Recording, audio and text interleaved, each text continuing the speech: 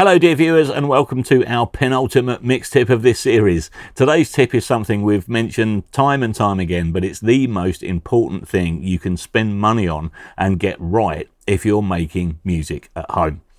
Monitoring.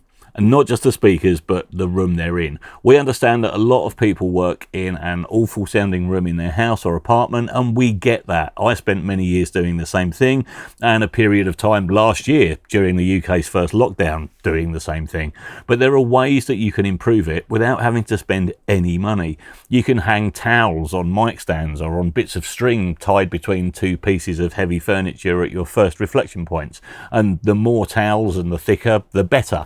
And leave a gap between them and the wall. You can hang duvets up. You can place a foam mattress up against the back wall while you're working. It might not look pretty, but if it's making even a slight improvement to your room acoustics, then it's definitely worth doing. We've got 2 videos coming up on monitor placement and room acoustics very soon, so make sure you're subscribed and have ding the ding dong to be notified of those. But let's talk for a minute about speakers. There are fashions and there are trends, as with everything, for certain brands of speakers, even for certain brands of speakers in certain genres, and that's marketing. That's just the way of the world. Yamaha were very clever in their marketing when they made the woofers of their HS series monitors white. It looks like a classic studio monitor. KRK are big in the dance world, K&H and Neumann are big in other electronic genres, Quested are huge in film scoring and post-production, and ATC, PMC and Bowers & Wilkins are hugely popular in high-end mixing studios and mastering suites. And the biggest lesson I've learned in my 30 odd years in the industry is that you can't hear what you can't hear. You can't hear what your monitoring isn't telling you or what your room is masking, and then you're guessing.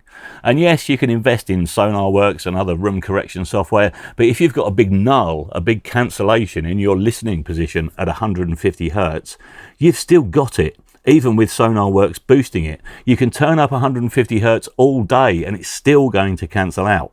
If your monitor's mid-range is being masked by the low end because they're two-way monitors and the mid-woofer is having to take care of the bass and the mids at the same time, and the manufacturer hyped the low end so you think they sound great at NAMM, SonarWorks, Trinnov, none of those can bring that detail out for you if your monitors aren't capable of reproducing it.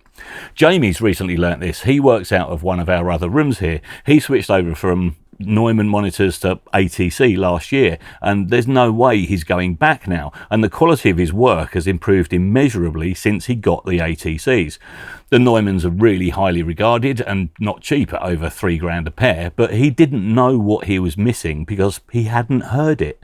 The ATCs are giving him extra information, extra dynamic range and extra detail he couldn't hear, and I can't hear and James can't hear on the Neumanns.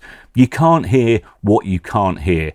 Monitors are very personal and you have to audition them when you're spending that much money, but when you are auditioning them, take familiar commercial material with you as well as some of your own work, and when you hear details in the commercial tracks that you're familiar with that you never knew were there and find yourself a little underwhelmed by your own stuff, then they're probably the monitors for you.